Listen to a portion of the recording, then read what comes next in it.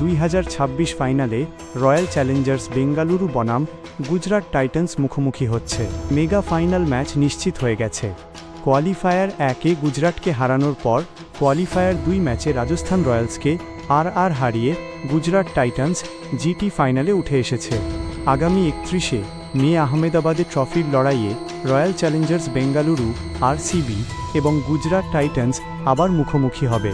Play of O qualifier update. Qualifier 1 আরসিবির 254-এর 5 রানের পাহাড়সম স্কোরের সামনে গুজরাট টাইটান্স মাত্র 162 রানে অল আউট হয়ে যায়।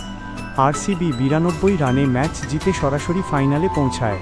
কোয়ালিফায়ার 2 গুজরাট টাইটান্স দুরন্ত প্রত্যাবর্তন করে রাজস্থান রয়্যালসকে 7 উইকেটে হারিয়ে ফাইনালের টিকিট পাকা করে। শুভমন গিল 104 রানের এক অনবদ্য শতরান খেলেন। ফাইনাল ম্যাচের বিবরণ। Match royal Challengers Bengaluru RCB বনাম গুজরাট টাইটান্স জিটি। তারিখ ও সময় 31শে মে 2026, রাত সকাল 7:30 IST। Venue Narendra Modi stadium, Ahmedabad. Final match prediction. চূড়ান্ত মতামত।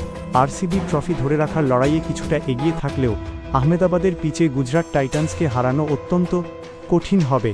একটি হাই স্কোরিং ও হাই ভোল্টেজ ম্যাচ দেখার অপেক্ষায় ক্রিকেট প্রেমীরা। Match prediction.